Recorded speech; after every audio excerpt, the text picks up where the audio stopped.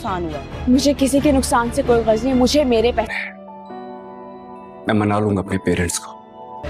कोई और नंबर तो होगा ना उनका, अभी बात करें। इंसान अपने अलावा किसी और से प्यार कर ही नहीं सकता। आप लोग नहीं माने और ना ही मानेंगे। पापा के साथ नाश्ता भी किया था, दोपहर को खाना भी खाया था और अब डिनर भी कर लिया। कारोबार में पैसा लगाया जाए ना तो प्रॉफिट होके पैसे डबल में। तुम घर जाओ, खाना खाओ और सो जाओ। ड्रामा सीरियल शेर के आने वाले एपिसोड में आप देखें कि बदर ज़मान वालों को तो अब एहसास होगा कि उन्होंने किससे पंगा लिया है। यहाँ तो आने वाले एपिसोड के स्टार्टिंग सीन में आप देखेंगे कि बदर ज़मान जिनको ये लगता था कि शेर कहीं मर तो नहीं गया, पर जैसे ही तमीना बेगम शेर को वापस घर ले आएगी तो सब उसे देखकर हैरान ही हो जाएंगे और यहाँ पर फिर ड्रामेबाजी करने लग जाएंगे कि मेरा भतीजा वापस आ गया, कहाँ गए थे शेर, हमने तुम्हें कितना ढूंढा। और फिर फात तो देखकर ही उसे वहाँ से भागने ही लगेगा तो तमीना बेगम उसे कहेगी कि तुम लोग कहाँ जा रहे हो, अभी तो बहुत हिसाब है जो तुमसे लेना है। और फिर जब उन सबका भांडा सबके सामने फूट जाएगा तो दोस्तों वो उसे कहेंगे कि भाभी जी आप ये कैसी बातें कर रही हैं, आपके पास क्या सबूत हैं कि भाई साहब को हमने मारा है। शेर उसे कहेगा कि सब कुछ जानता हूँ कि क्या चाह रहे थे आप मेरे बाबा से, जब प्रॉपर्टी का हिस्सा नहीं मिला आपको और आपको बाबा ने कुछ भी नहीं दिया तो आप लोगों ने बाबा को मार दिया और मुझे पागल करने के लिए इंजेक्शन लगवा रहे थे। खैर तमीना उसे कहेगी कि इन सब बातों को छोड़ो, इन सब के लिए तो मैंने बहुत कुछ सोच के रखा है। लाजम चलो, तुम्हारी तबीयत बिल्कुल भी ठीक नहीं है शेर, तुम आराम करो। शेर जिसे अभी भी फजर की फिक्र है दोस्तों, वो अपनी माँ को कहेगा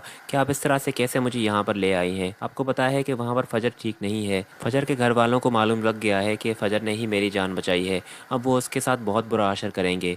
इस पर तमीना बेगम उसे कहेगी कि मैं तुमसे वादा करती हूँ कि फजर के साथ मैं ये सब कुछ नहीं होने दूंगी, वो उस लड़की के बहुत एहसान है मुझ पर, उसने मेरे बेटे की जान बचाई है, बल्कि मुझे एक उम्मीद दिलाई है। और फिर शेर उसे कहेगा कि आप वहाँ पर अकेली नहीं जाएंगी, मैं आपके साथ जाऊँगा, फजर का मैं हर हाल में साथ दूंगा। उसके बाद नेक्स्ट सीन में आप देखेंगे कि काका साहब और सब घर वाले बैठे होंगे और सामने फजर भी खड़ी होगी तो पप्पू जो होगी वो अपने भाई को कहेगी कि अब इसका बंदोबस्त करो, इस लड़की ने तो हमारी नाक कटवा दी है, ये दुश्मनों के साथ मिलकर हमें ही पागल बना रही थी। पप्पू उसे कहेगी कि या तो इसकी शादी करवा दो या तो इसे यहीं पर ख़त्म कर दो ताकि किस्सा यहीं पर ख़त्म हो जाए। फजर जिसे एहसास होगा कि उसने जो भी किया है ठीक किया है, वो उसे जो भी किया है ठीक किया है, तो वो पप्पू कहेगी कि मैंने कुछ भी गलत नहीं किया, मैंने उस इंसान की जान बचाई है जिसने मुझे यहाँ पर छोड़ा था। और फिर अपने बाप की तरफ मुतवज्जा होकर कहेगी कि आप अपने दिल की सुने बाबा, किसी और की बातों में ना आए, सालों से जो दुश्मनी निभाते आ रहे हैं वो आपकी नहीं बल्कि किसी और की है, ये बात आप क्यों नहीं समझते। ये बात सुनते पप्पू तो बहुत ही भड़क उठेगी और आकर कहेगी कि लड़की तुम्हारी जुबान काफ़ी चल रही है, तुम क्या ना क्या चाहती हो कि ये सब कुछ मैंने किया है, मैं भड़का रही हूँ अपनी भाई को।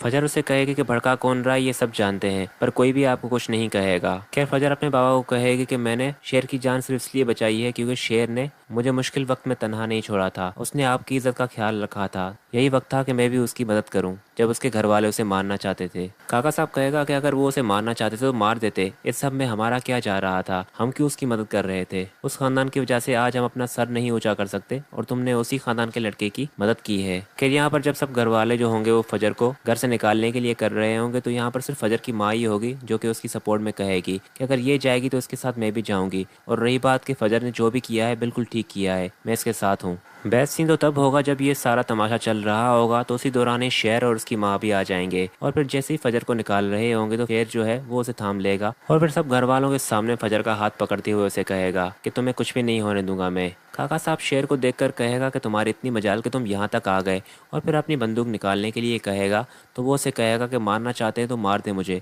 पर एक बात याद रखिएगा कि अगर फजर को किसी ने कुछ भी किया तो मुझसे बुरा कोई नहीं होगा, मैं यहाँ पर आप लोगों से लड़ने के लिए नहीं आया हूँ बल्कि फजर का हाथ मांगने के लिए आया हूँ। और फिर दोस्तों यहाँ पर वो काका साहब के सामने अपना सर नीचा करेगा और फिर दोस्तों शेर अपना सर जो है वो काका साहब के करीब ले आएगा और उसे कहेगा कि अपना शफकत भरा हाथ मेरे सर पर रख दे, मैं आपसे वादा करता हूँ कि मैं फजर का बहुत ख्याल रखूंगा, इसे दुनिया की हर खुशी दूंगा। पर पप्पू जो होगी वो तो कहेगी कि दूर हो जाओ, दुश्मनों में रिश्ता करेंगे हम, हमें इतना पागल समझा है तुमने। नुकसान हुआ, मुझे किसी के नुकसान से कोई गर्ज नहीं, मुझे मेरे पैसे।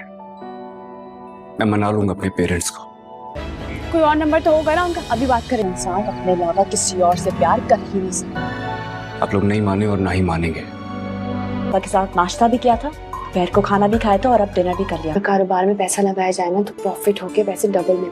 तुम तुम घर जाओ, खाना खाओ और सो जाओ। ड्रामा सीरियल शेर के आने वाले एपिसोड में आप देखें कि बदर जमान वालों को तो अब एहसास होगा कि उन्होंने किससे पंगा लिया है। जी हाँ दोस्तों, आने वाले एपिसोड के स्टार्टिंग सीन में आप देखेंगे कि बदर जमान जिनको ये लगता था कि शेर कहीं मर तो नहीं गया, पर जैसे ही तमीना बेगम शेर को वापस घर ले आएगी तो सब उसे देखकर हैरान ही हो जाएंगे और यहाँ पर फिर ड्रामेबाजी करने लग जाएंगे कि मेरा भतीजा वापस आ गया, कहाँ गए थे शेर, हमने तुम्हें कितना ढूंढा। और फिर फात तो देखकर ही उसे वहाँ से भागने ही लगेगा। तो तमीना बेगम उसे कहेगी कि तुम लोग कहाँ जा रहे हो, अभी तो बहुत हिसाब है जो तुमसे लेना है। और फिर जब उन सबका भांडा सबके सामने फूट जाएगा तो दोस्तों वो उसे कहेंगे कि भाभी जी आप ये कैसी बातें कर रही हैं, आपके पास क्या सबूत हैं कि भाई साहब को हमने मारा है। शेर उसे कहेगा कि सब कुछ जानता हूँ कि क्या चाह रहे थे आप मेरे बाबा से, जब प्रॉपर्टी का हिस्सा नहीं मिला आपको और आपको बाबा ने कुछ भी नहीं दिया तो आप लोगों ने बाबा को मार दिया और मुझे पागल करने के लिए इंजेक्शन लगवा रहे थे। खैर तमीना उसे कहेगी कि इन सब बातों को छोड़ो, इन सब के लिए तो मैंने बहुत कुछ सोच के रखा है।